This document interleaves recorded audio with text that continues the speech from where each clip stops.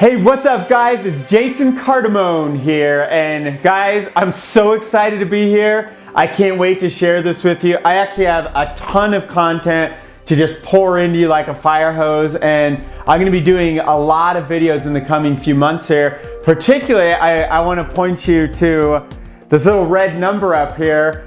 That is the number of days remaining before I turn 40, and I have some really cool things to be sharing with you guys, and I have some really ambitious goals I've set for myself as well. So as we're going through all this information and as I'm driving towards these new goals, one of those happens to be just me pouring out everything I can. You know, I recently just came back from a Brendon Burchard conference, and this has nothing to do with what I'm going to teach you today around habits. We're going to get into that in just a second, but Brendon has this whole, if you're familiar with his work, you know, this love, live, matter thing, and he was in this car wreck and he was asking, those are the questions he realized looking back, those are what he was asking himself about his life. And I just realized I have so much information. I was having a coaching session with my coach, someone who's coaching me, and they were asking me about, you know, what's been holding me back from releasing my first personal, my own, more of my own products. So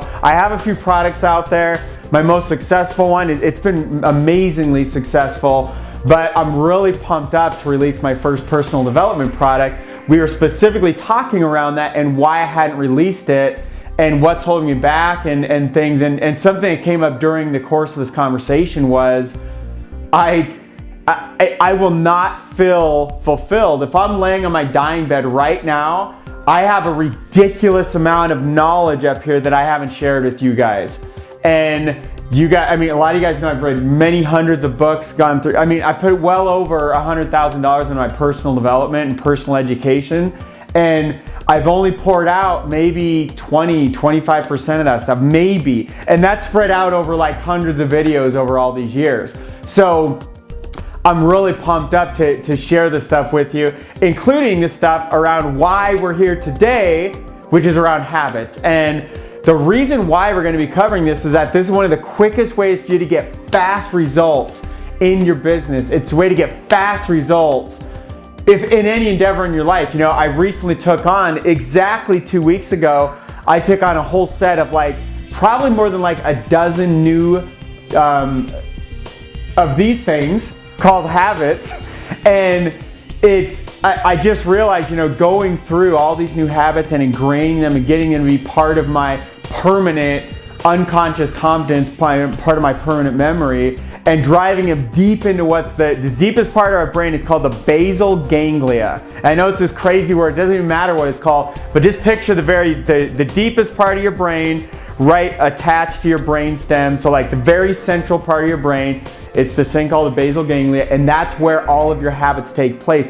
It's the oldest part of the human brain. It's the part that the most intimate stuff. For example, like what part of your brain worries about keeping your heart beat? You know, it's your subconscious mind doing that, but it's all in the most inner parts of your brain, all the things that you don't need to think about doing. So before we dive into this QRR and what these things mean and how you get to quickly change your habits, what we're going to be doing is covering these simple 3 steps.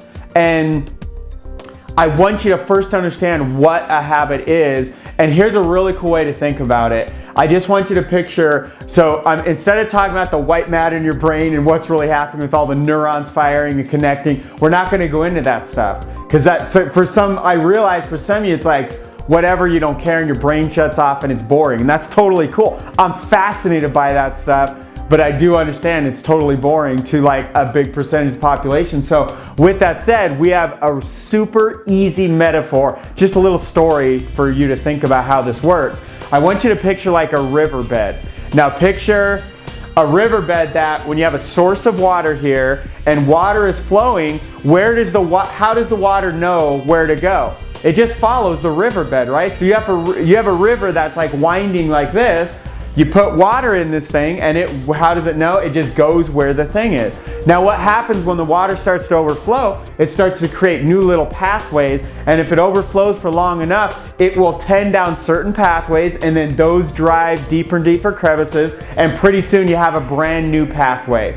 So picture that actually going this direction, where Here's our old pathway, our old thing. The river starts to overflow, it makes some new pathways, and now we have some new pathways going this way. And when it does that long enough, these start to get ingrained, and pretty soon we have a Grand Canyon. And these are how our habits work.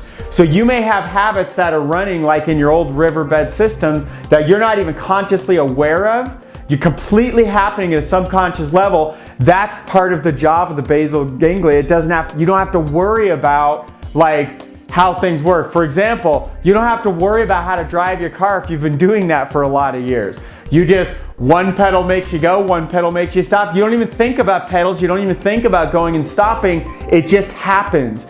Your mind, your vision brings in input of what color a light is up ahead of you, and it automatically, your magical, the most powerful supercomputer in the world goes to work at a subconscious level. You don't even have to think about it.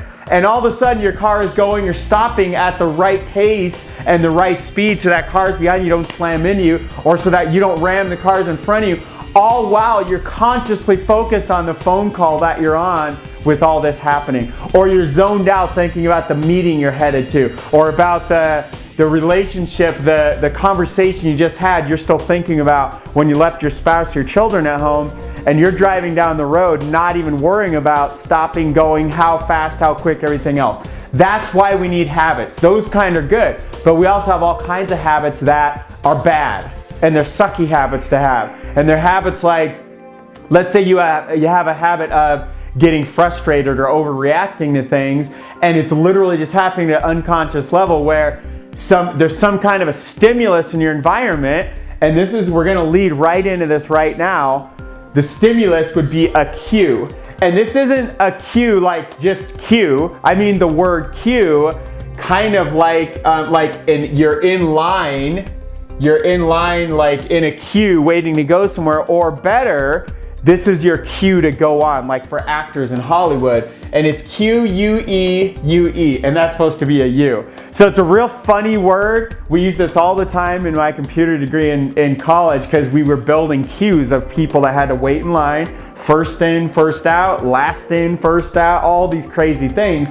And so the cue being a certain signal. For example, the habit of driving your car, your cue is a green light. The cue is, okay, cool, now I have to go take action on this.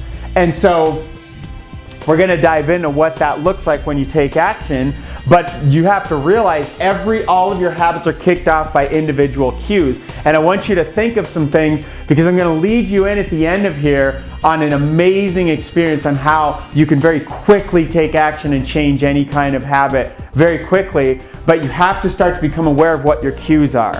And I want you to think about things. What kind of sensory input are they? Are you seeing something? Are you hearing something? Is someone speaking in a much more stern tone and you start to feel attacked?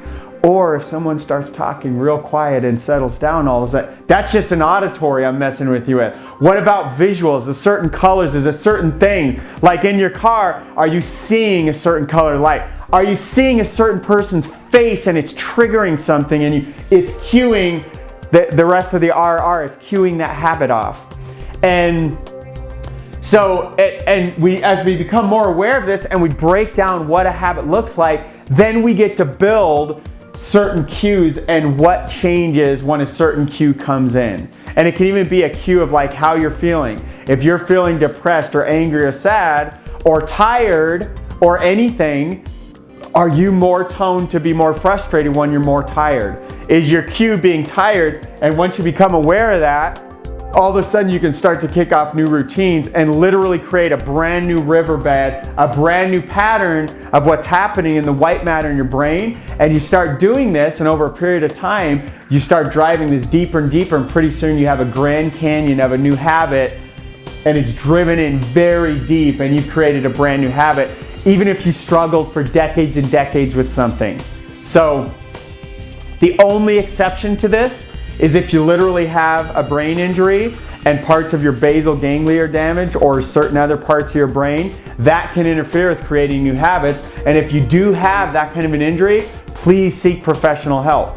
You can do this kind of stuff all day long, but some cases it'll never work. Some cases it will work, it'll just take you a lot longer because you literally have some kind of brain injury. So if you have something like that, if you have a concussion, if you have some kind of anything else going on, go get professional help for that. So what happens is we have this cue, the light turns green. We know to start pushing, how do we know to start pushing the pedal? There's a routine that happens. And that's what the second R was, is routine. So cue, and then a routine. So we see a cue, green light. We take in through our perceptions a green light. Now, what's the routine? Well, we slowly or quickly, depending on what kind of driver you use, start to press down the right pedal if you're in like a normal car. If you're in an automatic with no clutch.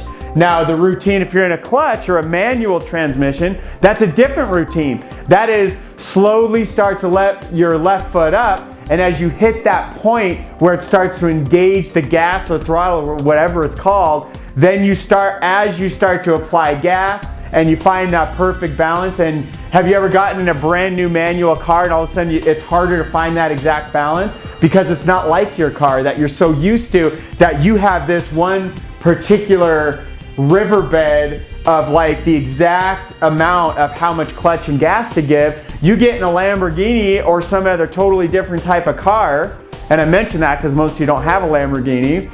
You get in a Lamborghini, all of a sudden the clutch feels and works differently, and it's tighter or softer, and it comes at a different point. You have to put more or less gas, and you have to find those new things. So the routine actually changes with a different vehicle. But in the given vehicle, the one you're already used to, what's the routine? We have to give a certain amount of things. There's a routine that happens. Our gas pedal, let's say we're back in our automatic transmission, our right, so I should be doing it like this because this is the right to you guys. So our right foot should be going down at a certain pace. And different cars, sometimes you can go faster. If you have like, let's say a 4-cylinder car versus an 8-cylinder, the 4-cylinder you can give it a lot more gas because it's not going to like take off as fast or at all. If you have like one of my friends has an electric car, and you can like go like this, and it's like, dude, like you can't go like this ever. It never kicks you back, so it doesn't have that much power. So you're in a V8, V10, something else, you slam down that gas the same rate, all of a sudden you're like, oh man, I almost slammed the person in front of me. So you have to know all that stuff, but there's a routine that's kicked off based on a given cue. Then there's the last part of this, and this is a key as well, except you have to be able to spell it, and that is reward, guys. So we have cue, routine, and then reward at the end. So you may say, well, Jason, there's no reward in your car when there's a green light and you run a routine. Yes, there is a reward. You're rewarded, like for example, you see a green light, you don't push, you just keep your foot down on the brake and you don't push the gas instead.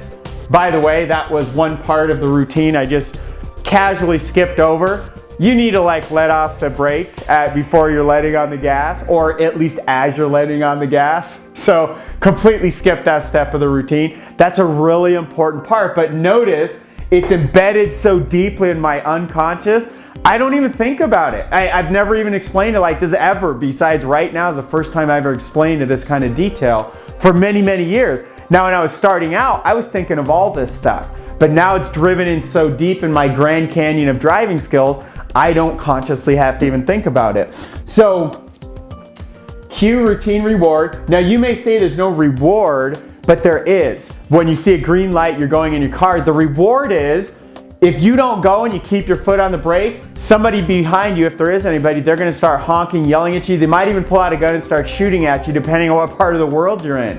What other rewards are there is that you get to go, you're on the road in the first place, you're at this light for some reason, you are trying to go somewhere. You're trying to either avoid pain or gain pleasure by going somewhere. So the reward is you're fulfilling that avoiding of pain or gaining of pleasure. It might be you're late for a meeting at work, and so you run the routine so that you're not late for the meeting because the light turned green, it's time to go, I gotta get there. Or you're trying to gain pleasure. You're off to go propose to your fiance and the light turns green, you're so excited, and so that nervous, excited, like crazy energy and emotions, and you just want to go get there because you have a certain reservation and you have to meet them at a certain time in a particular place. It's a great reward by following the cue. So and I could go on forever. There's dozens of rewards around this particular situation, but for all of your habits that you have, there's always a cue, a routine, and reward. Now is where we're gonna have fun with this as we're starting to end this video, and here's where this applies to your life. Now that you have the foundation of this and you understand you're creating these riverbeds, and that you can literally create a brand new riverbed in as little as like 21 days, 30 days. There, different studies, different people say different things. To really deeply ingrain a habit where it's like, you're not thinking at all and you're among the best in the world, it takes 10,000 hours of repetition. But it doesn't take 10,000 hours to drive a really deep riverbed and to be able, to drive a car. It didn't take you 10,000 hours to drive a car, because that's the equivalent of approximately 8 hours per day or 40 hours per week for 5 years. Did it take you that long to drive a car? No. Nobody drives for 8 hours a day unless you live in LA and you're on traffic all the time. And those people go crazy and insane and move away because they hate the traffic and driving for 8 hours of their life. Unless you're a semi-truck driver, then maybe you've done that. So it doesn't take that many hours. So as we're creating these brand new patterns and doing them quickly to make massive lasting change in your life. And by the way, guys, you don't ever kill the bad habits. The old riverbed is always going to be there. It takes thousands of years for erosion and everything to fill it in. And when you have a Grand Canyon, nothing's filling that sucker in until you have an earthquake or something, or everything just implodes in itself and then it gets covered up. So that's what some of your deepest habits are like. You're not going to get rid of them ever. You're going to replace them by getting the same cue that triggers off this old habit you're trying to replace. That now you get the same cue, you're replacing it with the new habit, the new routine. Who cares what a habit is? We're breaking this down. Same cue, we're now replacing the routine. You only have to do it so many times until it stays there. And then we want to measure the rewards we're getting from that as we're going through this process. So here's the exercise I'm giving to you guys, and here's the value. So you had to listen to all that stuff now to get to the meat of the value of these last few minutes we spent together. So how this works, you have a certain cue, and you need to start becoming aware of the cues of the habit that you want to start to replace. So what I want you to think about is I want you to think of a habit right now that you know you need to change, and the bigger the better. Especially if you're risky and you're bold and you're a risk taker, I want you to literally think of what's the biggest thing, the worst habit you have. And you know what it is. I don't know what it is. You know yourself. You're your own best personal development coach ever. What is that habit? Does it have something to do with your health? Is it some horrible habit around eating, smoking, drugs, whatever? Is it your sleeping habits? Is it something to do with your relationships? Is it the way you treat other people, the way you respond, you overreact, frustrated, something like that?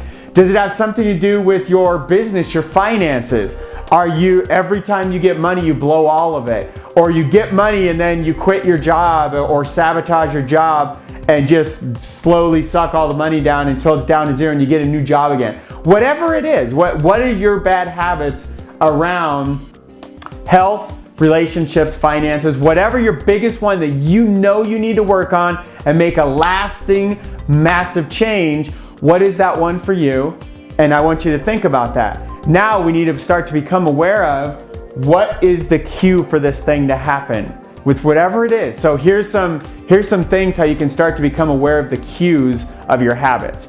So what they are things like, is there a certain time of day? And by the way, I want you to get a little, so I have these things by my desk. These are little 3x5 or 4x6 cards. I think they're probably 3x5.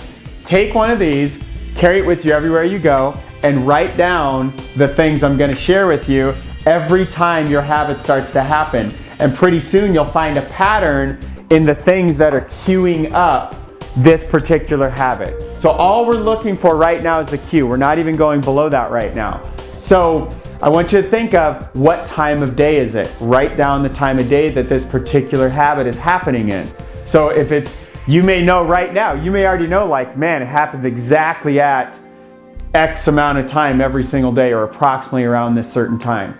I want you to think of the place it happens at. Where is it? Is it only at your job? Is it only in your home office? Is it only when you're working out? Is it only in a certain room of your house? And maybe, and guys, you want to write all these down, because sometimes you'll find a pattern. Sometimes it has nothing to do with location and everything to do with time. Or maybe number 3, which is the people. Who does it have to do with? Is it a relationship thing you're working on? And all your relationships seem to be pretty amazing, except for one particular person, your boss, your spouse, some subordinate at work, or like someone equal to you at work, that just a coworker, that they just get under your skin and they just set you off, and it's like one of the biggest problems in your entire life. Hopefully that's not what it is, but that happens all the time. Maybe that's the one you chose to work on, and it was you're a little leery of working on some giant habit. You want to work on a little smaller one. That's totally fine too. I give you full permission for that. I want you to take on the biggest thing, because you're going to see in these coming days here how you're going to how easy it is to replace these things. Even the biggest, worst habits ever, which I've done. I've just killed the habit of caffeine 14 days ago, cut it off, just dead. From like 2 to 3 full rock stars per day, just killed it. What's funny is up to 2 years ago, I'd never touched caffeine my entire life, ever. So it is a habit I picked up, created a new riverbed, and it was a negative habit, and I just killed the whole thing 14 days ago. I'm here, I'm alive, and you're actually not supposed to kill caffeine that fast because it can bring on migraines and stuff. I just killed it. I didn't want to ramp out, just killed it. And I realized what were the cues, why was this happening, and I just changed everything. So you want to think about the time it happens, what time am I being cued at, where am I at, what are the people around, what are the emotions I'm feeling, what am I feeling around this habit, how do I feel? And maybe one day you're happy, the other day you're sad, depressed, excited, ecstatic, caring, compassionate, whatever you're feeling at the time. And feel free to write down a couple words. Maybe there's no patterns. Maybe this habit only kicks in when you're depressed. Maybe it only kicks in when you're anxious or anything, nervous. So look for patterns in all of these areas. Then, as you're starting to identify what the cues are, now you can mess around with the routine. So, for example, I love this one for, I should have started with the Starbucks thing.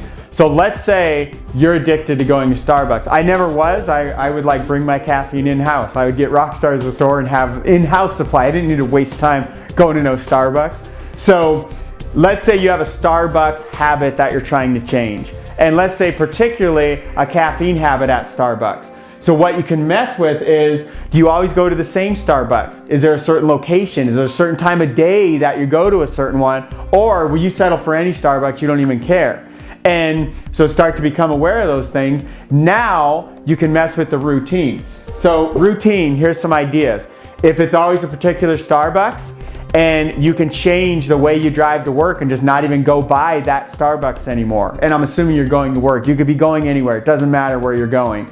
So instead of driving by that Starbucks, that location cue, go somewhere else.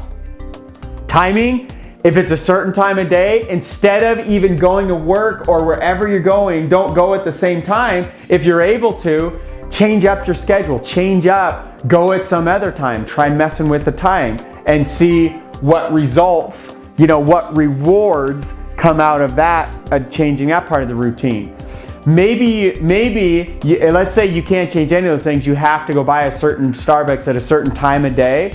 Well, maybe part of the routine is that the reward, maybe you start to realize you're getting inside, is that you're talking to a certain person in there, barista or whatever they call themselves at Starbucks, and let's say you really relate and you've started to develop a relationship, it doesn't have to be romantic. I'm saying you enjoy talking to some certain person that you know is always in a certain Starbucks at a certain time, and you know what days are there, and you really enjoy the conversation with them. Maybe you enjoy conversation with the whole staff because you know all of them. And maybe the reward is the personal interaction. So you can get that exact same thing, even in the same Starbucks, but instead of getting the caffeine, get something else. Try getting an apple in there. Try getting a non-caffeinated version of it. Heck, try going completely dairy-free and go in there and get like a smoothie or whatever. I don't even know what they offer in there. So try to change up, parts of this and mess with the cues, and even start to change up your routine now that you've identified what the cues are. Mess with the routine is what I was trying to say, so that then the rewards, now you get to measure the rewards. How do I feel about this? What is the reward? What am I really seeking out of this? Is it a jolt from caffeine? Is it, what are you actually getting? And all rewards, guys, all rewards, because we're humans, they all have to do with avoiding pain and gaining pleasure. That's it. That's the only thing that makes us do anything that we do. So you need to start to evaluate what are your rewards, and then as you're starting to mess with your routines, evaluate how am I feeling. I'll share with you guys my whole caffeine little venture in the last 2 weeks.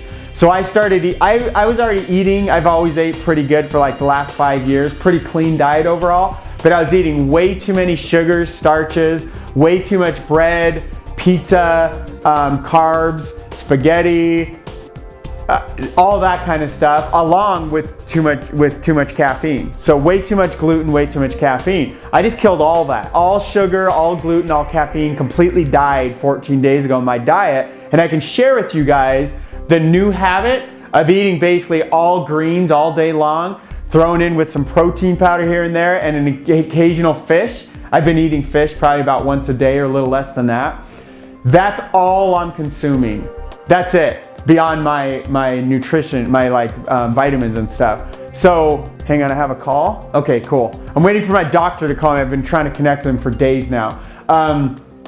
Talking about this same stuff I'm talking about on the video. So, I have never felt better. Literally, guys, I don't have anything to sell you. I have no reason to exaggerate or lie to you. I've never felt this energized my entire life. And in fact, it is 3:17 p.m. Right about now, my day is like, here's how my days used to look on caffeine. Here's exactly what they look like. So here's the start of the day. Here's the end of the day. Start, end, okay? Here's what it looked like. Start of the day, oh man, I need some caffeine. I used to not need it to wake up, but I developed that Grand Canyon so deep where I started to need it to wake up. I needed my adrenal glands. They wouldn't even work correctly unless I got caffeine. You realize that what happens with caffeine, right? So I did that and it would be like, sweet, it would boost me up.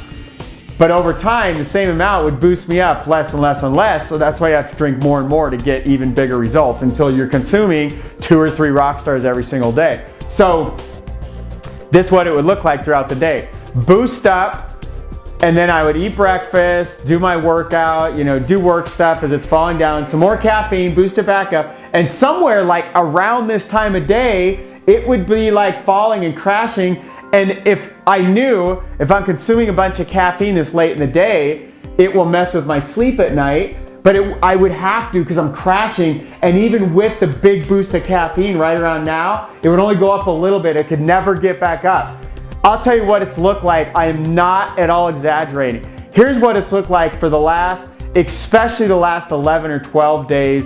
I'll even say 10 days, because I've been way more consistent, because I was at an event and then I had a family vacation and things weren't really super consistent really until the last 5 days, where I've been like on an exact brand new routine that I've been dying to start since 14 days ago. So here's what it's looked like. I'll talk about the last 5 days because I've had all that sporadic travel and everything. The last 5 days, here's my energy. I wake up, I'm already up here.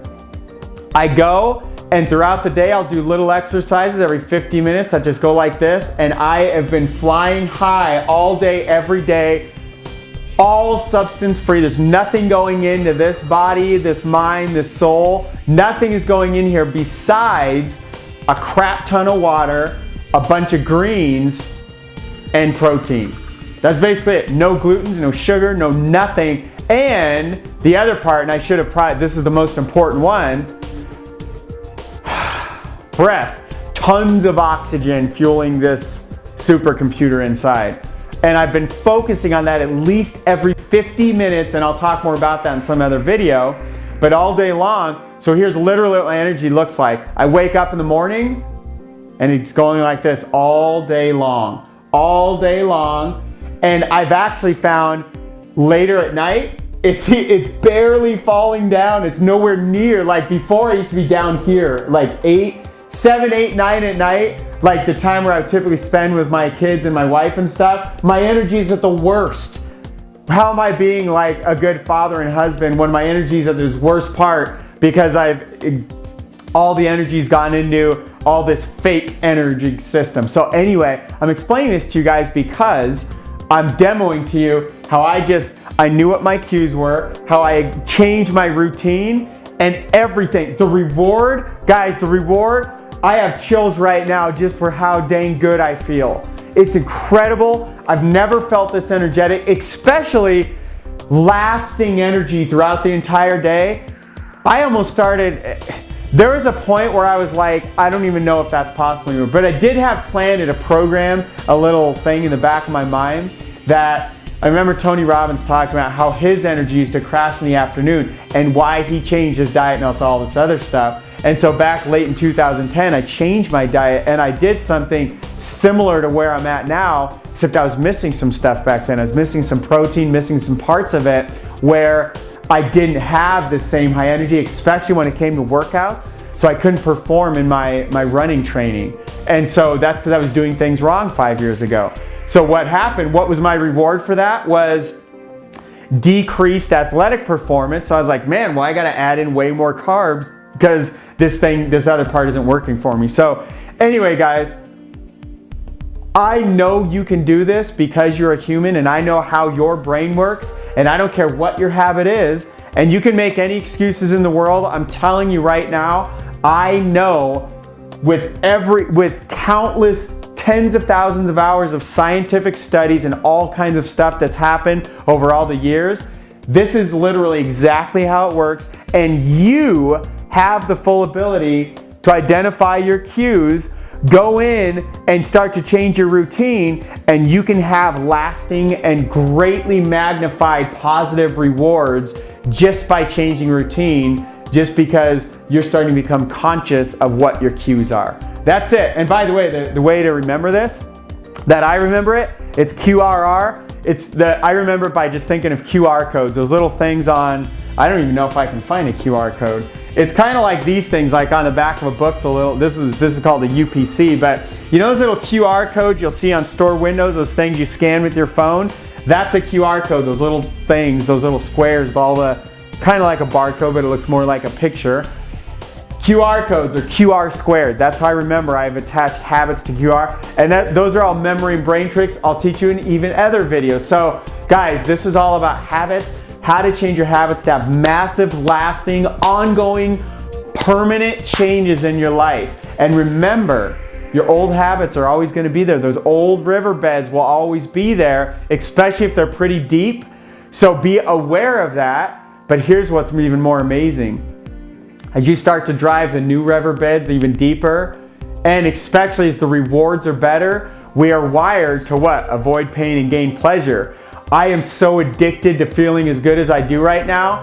I was just upstairs a couple hours ago. I saw this big thing of cookies on the counter, and it's a kind of cookie I love. And even thinking of it now, I still am drooling a little bit. Those old patterns are still there, but I feel so good in the rewards I'm getting now that I'm like, dude, screw the cookie, and I just go grab a handful of spinach and start eating it.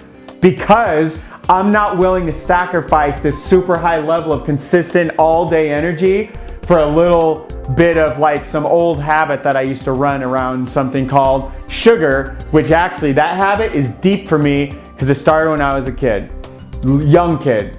So appreciate you. I want you to know, not only do I love you, not only do I appreciate you, I believe in you, and I fully believe you can completely transform your life and rapidly go into transformation quickly, because I believe in you and because I know you can do this. So get out there, go attack that thing, start to identify your cues if you haven't done that already. And if you need to find the pattern over a matter of hours or days or whatever, do that. Then change up the routine and you're gonna get rewards, and the rewards can be amazing, and you can live the life of your wildest dreams. Love you guys. This is Jason Cardamone signing out. We'll chat with you next time. To your ultimate success, God bless, guys.